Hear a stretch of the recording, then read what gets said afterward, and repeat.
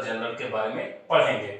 इसी चैप्टर को लेकर हम आए हैं। देखिए, बंगाल के जो गवर्नर के बारे में पढ़ेंगे और हम इस प्रकार से आज बढ़िया से पढ़ेंगे कि गवर्नर जनरल और गवर्नर तथा वायसराय सभी चीजों को हम आसानी से चुटकियों में याद कर लेंगे। चलिए यह देखते हैं। यहाँ पर है बंगाल के गवर्नर एंड गवर्नर जनरल। तो सबसे पहले अगर देखा जाए तो शुरुआत में जब हिंदुस्तान में क्या करते हैं कि अंग्रेज आते हैं तो सबसे पहले अपनी ईस्ट इंडिया कंपनी जो 31 दिसंबर 1600 ईस्वी को स्थापित करते हैं और स्थापित करने के साथ ही कोलकाता को अपने भारत की राजधानी बनाते हैं, क्योंकि उस समय जो था कोलकाता बंगाल के अधीन रहता था और बंगाल जो था भारत का सबसे संपन्न तथा समृद्धशाली राज्य था। यही कारण था कि अंग्रेज लोग बंगाल में ज्यादातर अपना व्यवस्था बनाने में लगे रहे।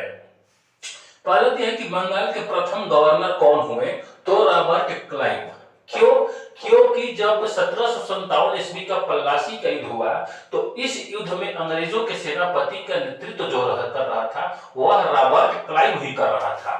जब रॉबर्ट क्लाइव बंगाल का पलासी का युद्ध जब जीत गया तो उसको अंग्रेज के अधिकारी द्वारा महाराजा द्वारा बंगाल का प्रथम गवर्नर बनाया गया, जो कि रॉबर्ट क्लाइव हुआ। इसका सेशन याद रखना है 1757 से 1760।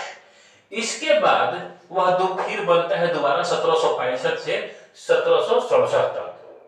इसके सेशन में दो चीज महत्वपूर्ण हुआ, इलाहाबाद की संधि। और इलाहाबाद की संधि कब हुआ, तो 1765 ईस्वी में। रॉबर्ट क्लाइव ने एक शासन पद्धति लागू किया जिसे कहा गया द्वैध शासन पद्धति। और द्वैध शासन पद्धति जो रॉबर्ट क्लाइव ने लागू किया तो यह क्या है, इसको समझते हैं।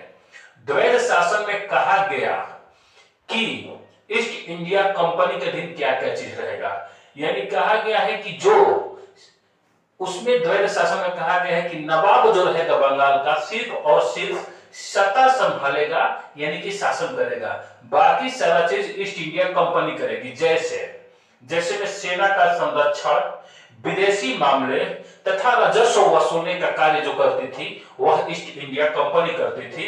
लेकिन अगर सिर्फ और सिर्फ शासन चलाना था तो बंगाल का नवाब चलाना था। दूसरा, इसी के समय में श्वेत विद्रोह हुआ क्या कि अंग्रेजी जो सैनिक थी जिन्हें हम लोग गोरा कहते थे, उन्होंने अपने ही सरकार के खिलाफ वेतन भत्ता में हुए बदलाव को लेकर विद्रोह कर दिया, जिसे कहा गया श्वेत विद्रोह। और श्वेत विद्रोह किसके समय में हुआ, तो वारेन हेस्टिंग्स। इसके बाद वारेन हेस्टिंग्स के बाद आता है आपका ये रॉबर्ट क्लाइव, सॉरी, इसके बाद आता है वारेन हेस्टिंग्स। तो वारेन हेस्टिंग्स 1772 से लेकर 1773 ईस्वी तक एक वर्ष बंगाल का गवर्नर बना रहा। और इसी के सेशन में 1773 ईस्वी में एक एक्ट आता है जिसे कहा जाता है रेगुलेटिंग एक्ट। और रेगुलेटिंग एक्ट के तहत क्या कहा गया कि अब बंगाल का जो गवर्नर होगा वह गवर्नर जनरल कहलाएगा और वह अंग्रेजी क्षेत्र का गवर्नर जनरल कहलाएगा। तो इसमें पहला पॉइंट वारेन हेस्टिंग्स में दिया गया है, सेशन 1772 से 85। कहीं पर 1774 से 85 भी मिलेगा, ध्यान रखना है, क्योंकि 1772 से 74 यह गवर्नर पद पर रहा और 74 से 85 गवर्नर जनरल के पद पर रहा। तो पॉइंट वाइज लिखा गया है। पहला है कि बंगाल के प्रथम गवर्नर जनरल जो हुआ वारेन हेस्टिंग्स हुआ। क्यों हुआ, क्योंकि ये प्रथम गवर्नर था, बंगाल का प्रथम गवर्नर वारेन हेस्टिंग्स। लेकिन गवर्नर जनरल अगर पूछेगा, सॉरी फिर से बोला, प्रथम गवर्नर जो था रॉबर्ट क्लाइव और गवर्नर जनरल पूछेगा तो वारेन हेस्टिंग्स। और इसे किस एक्ट के द्वारा बनाया गया, तो रेगुलेटिंग एक्ट के द्वारा। तो यह बात लिखा गया है कि बंगाल के प्रथम गवर्नर जनरल 1773 ईस्वी के रेगुलेटिंग एक्ट के तहत वारेन हेस्टिंग्स को बनाया गया। अच्छा, 1772 ईस्वी में जो द्वैध शासन लागू किया गया था इसको खत्म किया वारेन हेस्टिंग्स ने, जो कि रॉबर्ट क्लाइव ने लागू किया था। अब आगे इसमें कहा गया है कि 1774 ईस्वी में कलकत्ता में एक सुप्रीम कोर्ट का गठन किया गया, यानी कि उच्चतम न्यायालय।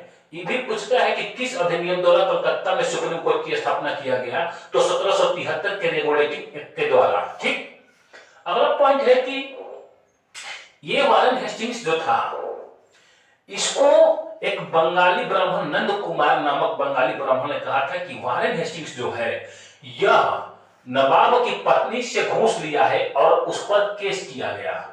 तो ब्राह्मण ने जब वारेन हेस्टिंग्स पर केस किया तो उल्टे वारेन हेस्टिंग्स उस नंद कुमार ब्राह्मण पर केस करता है गलत और झूठा आरोप लगाने का, तथा जो सुप्रीम कोर्ट 1774 ईस्वी में गठन किया गया था कोलकाता में, उसके प्रथम जो थे न्यायाधीश एलिजा इम्पे को अपने साथ मिला लेता है और उस नंद कुमार ब्राह्मण को झूठा आरोप लगाकर फांसी की सजा दिलवा देता है, जिसके कारण यह थोड़ा सा तौहीन होता है। इसके बाद जब 1774 ईस्वी का पिट्स इंडिया एक्ट का इस्तीफा देकर वह ब्रिटेन जाता है तो 1774 ईस्वी में इस पर महाभियोग लगाया जाता है, लेकिन वारेन हेस्टिंग्स 1795 ईस्वी में महाभियोग से बरी हो जाता है। इसी के 63 ईस्वी में क्या किया गया, 1781 ईस्वी में प्रथम मदरसा की स्थापना किया गया कोलकाता में, तथा 1782 ईस्वी में बनारस में जोनाथन डंकन के द्वारा प्रथम संस्कृत विद्यालय का गठन किया गया, यहीं पर बात किया गया है। इसके बाद 1784 ईस्वी में इसी के समय में एशियाटिक सोसाइटी ऑफ बंगाल की स्थापना किया गया। वारेन हेस्टिंग्स के इस समय में क्या हुआ कि प्रथम जेम्स ऑगस्टस हिकी के अधीन प्रथम समाचार पत्र द बंगाल गजट निकाला गया। ठीक, अब जो सत्य गवर्नर आते हैं लॉर्ड कर्नवालिस, जिनका सेशन है 1786 से 93। इन्हें सिविल सेवा यानी कि आईसीएस, इंडियन सिविलाइजेशन सर्विस यानी कि सिविल सेवा अभी यूपीएससी में आता है, तो इन्हें माने लॉर्ड कर्नवालिस को सिविल सेवा आईसीएस एवं पुलिस सेवा का जन्मदाता कहा जाता है। ठीक, अच्छा, लॉर्ड कर्नवालिस के समय में समस्त अधिकार कलेक्टर को दे दिए गए, माने जिला का जितना अधिकार था कलेक्टर लेगा राजस्व संबंधित सारा कार्य करने के लिए। इसके बाद 1793 में कर्नवालिस कोड का निर्माण किया गया और कर्नवालिस कोड जो था शक्तियों के पृथक्करण सिद्धांत पर आधारित था, यानी कि जो कोड यानी कि उच्चतम न्यायालय का जो अधिकार है जो कोलकाता में 1774 में बना था और जो गवर्नर जनरल का अधिकार है, दोनों अधिकारों को पृथक्करण किया गया। किसके द्वारा, तो कर्नवालिस कोड के द्वारा, और 1793 ईस्वी में इसको बनाया लॉर्ड कर्नवालिस ने, याद रखना है। इसने 1793 ईस्वी में लॉर्ड कर्नवालिस ने 1793 में अस्थायी बंदोबस्त की पद्धति लागू की और अस्थायी बंदोबस्त के तहत क्या किया गया, जमींदारी प्रथा भारत में लाया गया और कहा गया कि एक जमींदार को उसको कुछ क्षेत्र दे दिया जाएगा और जो जितना राजस्व वसूलेगा उस राजस्व का 90% हिस्सा कंपनी रखेगी और 10% हिस्सा अपने पास जमींदार रखेगा मेहनताना के तौर पर, और यहीं से भारत में एक कुप्रथा चालू होती है जिसे जमींदारी प्रथा कहा गया। ठीक, अब देखिए आगे चलकर के लॉर्ड कर्नवालिस को भारत में नागरिक सेवा का जनक कहा जाता है, क्योंकि इसने भारत में इंडियन सिविलाइजेशन सर्विस की स्थापना किया गया और इसी आईसीएस के तहत प्रथम हमारे भारतीय जो थे सत्येंद्रनाथ टैगोर प्रथम आईसीएस अध्यक्ष बने।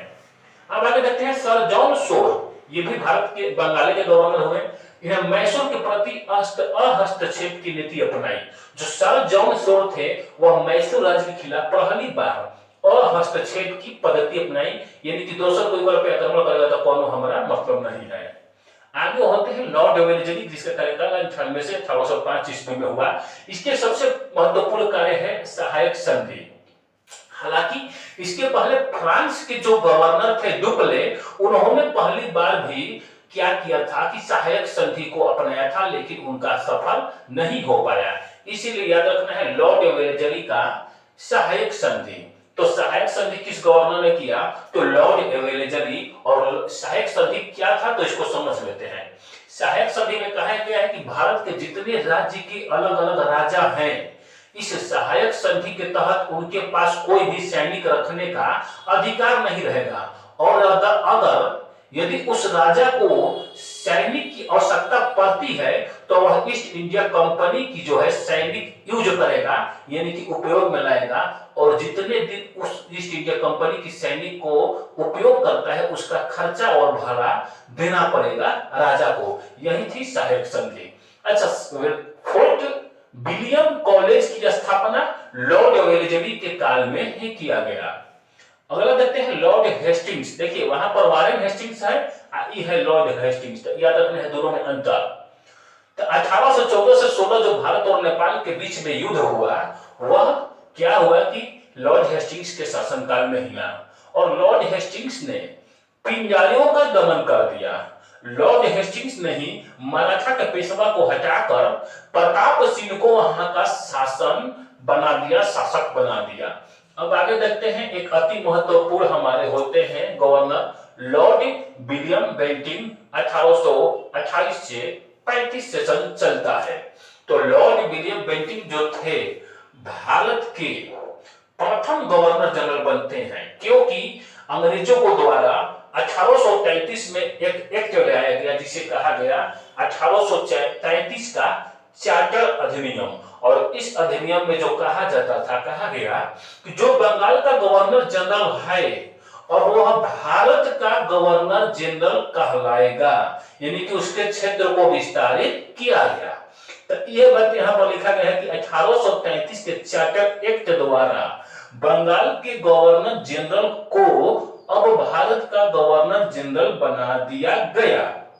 इस प्रकार से यह भारत का प्रथम गवर्नर जनरल बना तथा बंगाल का अंतिम गवर्नर जनरल बना। क्यों?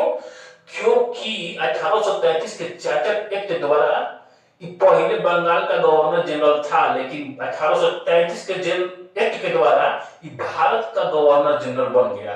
तो पूछेगा क्वेश्चन यही कि बंगाल का प्रथम गवर्नर जनरल वारेन हेस्टिंग्स, लेकिन बंगाल का अंतिम गवर्नर जनरल तो लॉर्ड विलियम बेंटिक। एक बाद पूछेगा कि भारत का प्रथम गवर्नर जनरल तो लॉर्ड विलियम बेंटिक। कौन अधिनियम द्वारा? तो 1833 के चार्टर अधिनियम द्वारा। अच्छा, बेंटिक ने 1829 ईस्वी में राजा राम मोहन राय के सहयोग से सती प्रथा को समाप्त किया। तो ध्यान देना है कि सती प्रथा को किसने समाप्त किया? तो लॉर्ड विलियम बेंटिक ने कब किया? तो 1829 ईस्वी में। और किसके सहयोग से? तो राजा राम मोहन राय के सहयोग से। और सती प्रथा में क्या था कि किसी स्त्री का पति अगर मर जाता था तो उसकी चिता पर वह पत्नी अपने पति का सर गोद में लेकर जिंदा जल जाती थी। और यही से दास प्रथा का उन्मूलन शुरुआत होता था।